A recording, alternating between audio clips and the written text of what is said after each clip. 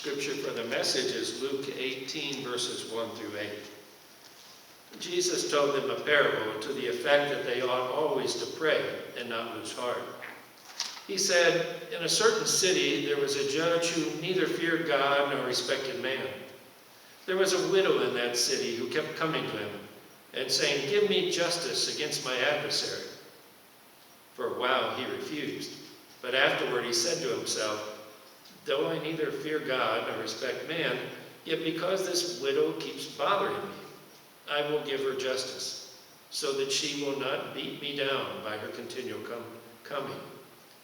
The Lord said, "Hear what the unrighteous judge says. Will not God give justice to his chosen, who cry to him day and night? Will he delay long over them? I tell you, he will give justice to them speedily.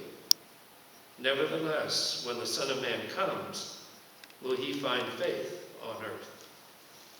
May God add his blessing to the reading of his word.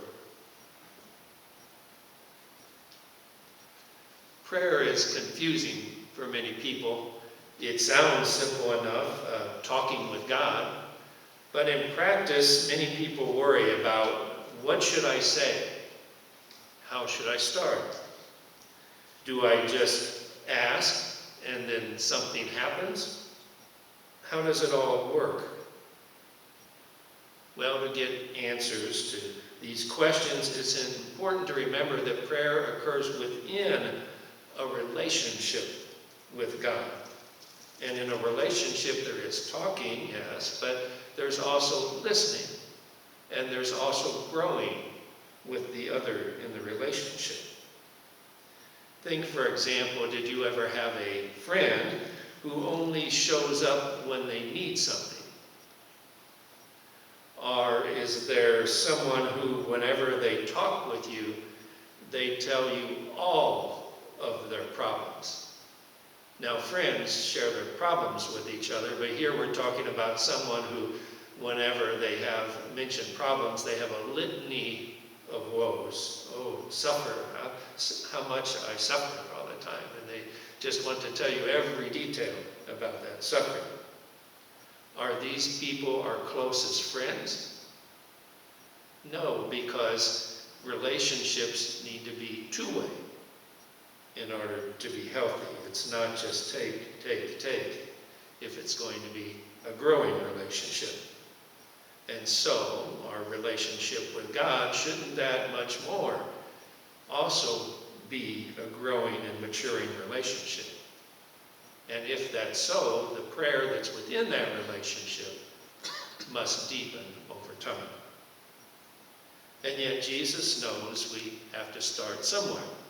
And so that's why he even has this teaching in our text today, which is about always asking God for things because we have so many troubles.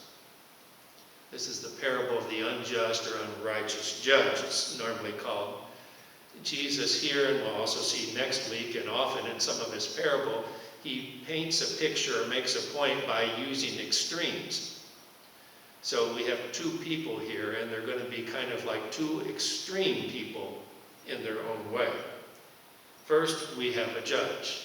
A judge, of course, makes legal decisions. They hand out punishment for the guilty, and they acquit the innocent. So there's nothing unusual about that in the parable. But this judge is unrighteous in that it says that he neither feared God nor had regard for man. He's completely self-absorbed. The only thing he thinks about, even when he's working as a judge, is what's in it for me? What do I get out of it? This would be a very unusual judge, that even when they're working it all the time, that's all they're thinking about. So he's extreme. And on the other hand, the second person is a widow. Along with orphans, widows were considered the two main legitimate needy people back in that day and age. And to make matters worse, she's not only legitimately needy as a widow, someone is opposing her in some way. Someone's trying to do something against her. And literally, if you translate her request to that judge, it says, "Avenge me from my opponent. Avenge me from my opponent. So again, extreme case, legitimately needy and had to be something extra where somebody's opposing her, and who would oppose someone that's that needy? Within the parable, the judge doesn't really care whether she's needy or not, doesn't care about any of her troubles. But because she keeps coming to him, he's going to rule in her favor because he wants her to stop bothering him. Now, why would Jesus tell a parable like that? I think it's because he knows that that's how prayer feels to many of us. We have these legitimate needs, and it seems like God is turning a deaf ear to us. You know, what about this relationship that it's having so many problems? Why aren't you changing this yet, Lord?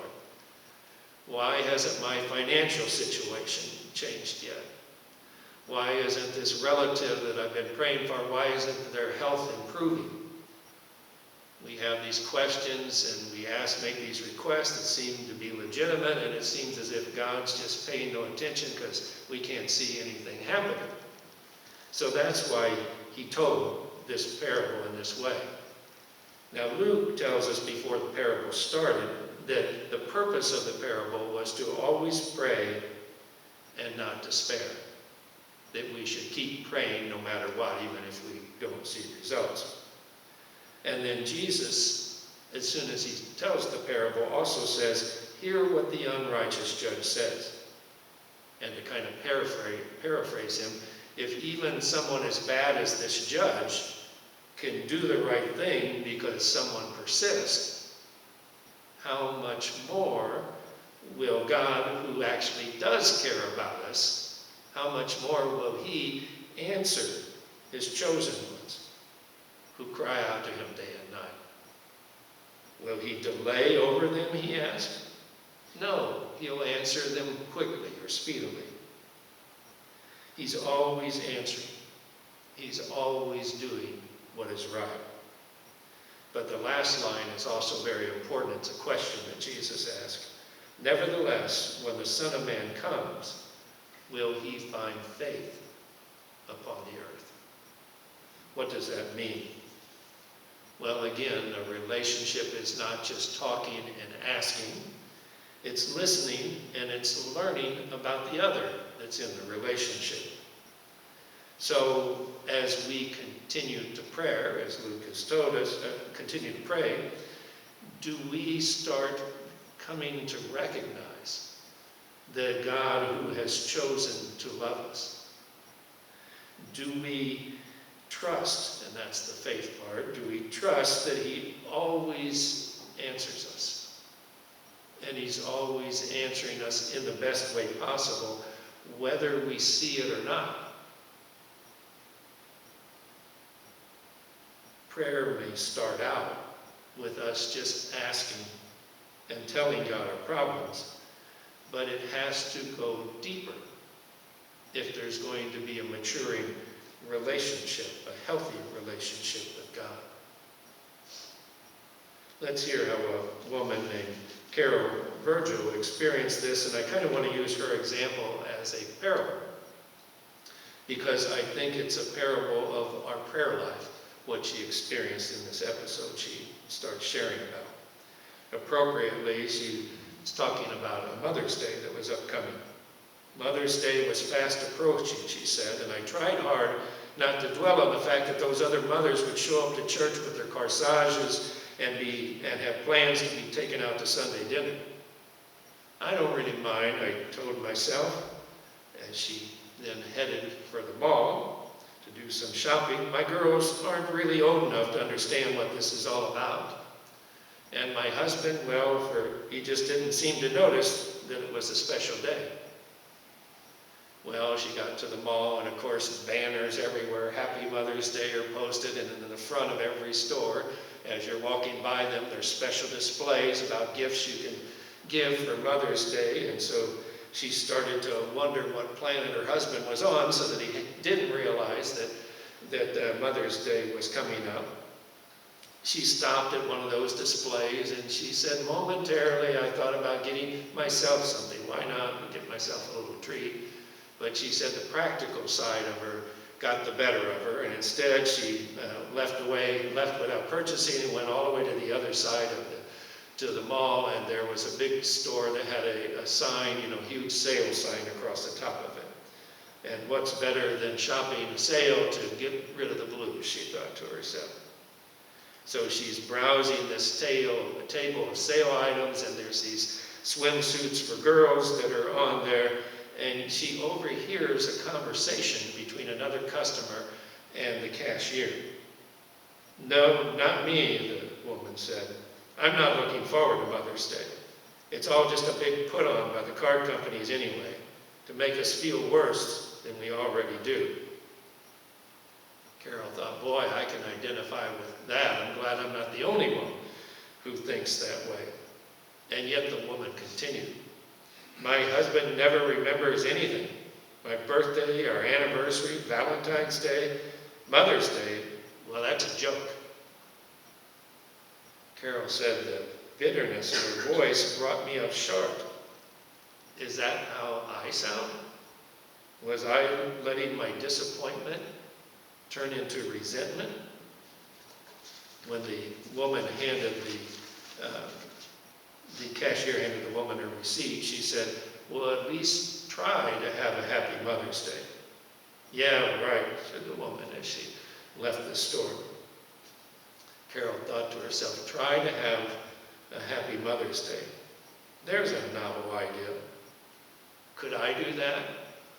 Could I try to have a nice day in spite of the way I feel? Could I put self-pity behind me?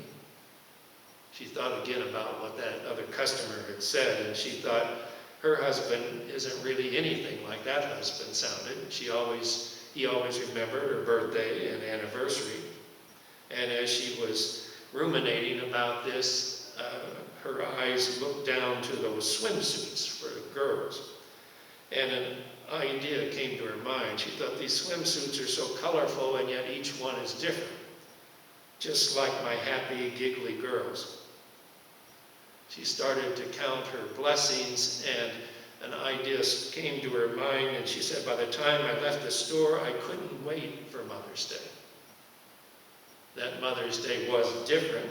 She said, I did happily admire the corsages for those that were wearing them and heard about their dinner plans, but I had a celebration plan of my own. After they ate their lunch, she sat the three girls down on the couch to be comfortable. She sat her husband down in his favorite chair, and he kind of gave one of those looks like, what in the world are you up to? And then she went into the room and came back with this big sack, and she announced, girls, today is Mother's Day. I'm so glad that God has gave me such terrific girls. I'm so proud to be your mother, so that I have plenty of reasons to celebrate. And with that, she pulled out the three packages that had the swimsuits in them, gave one to each girl, and as they unwrapped their gifts, she said, I went over and planted a big kiss on her husband's surprised face, and a bag of chocolate ones into his hands. From the squeals and hugs that were forthcoming, she said it was clear the girls' new swimsuits met with their approval. I thought again about that conversation in the store that I had overheard, and I knew I had made the right choice. Why keep fretting over myself when I could make someone else happy? Gratitude beats self-pity any day.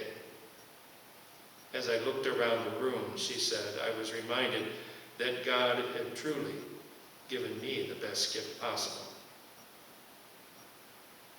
To me, that story is a parable about our prayer life. If we focus only upon ourselves and our needs, we're going to tend to be miserable because we can't see all of our needs being met. It's certainly not immediately, and maybe not at all. It doesn't look like. And so the misery is going to go into self-pity. But if we focus on doing for others, God can use us to bless others. that God who chooses to love each and every one of us. Prayer may start out with asking and telling God our problems, but it'll have to deepen from there if we want to have a healthy relationship with God. Yet Jesus knows we have to start somewhere. And so he truly does supply our true needs. There's things we may think are needs and we either don't need them yet or we don't need them now at all. But he'll supply the real needs that we actually do need. But then, by faith, as our relationship with God matures and we continue to pray, may we trust, that's the faith part again, may we trust that he's always doing what's right for us, whether we see it or not. And then, when Jesus comes again, when the Son of Man returns, he will find faith.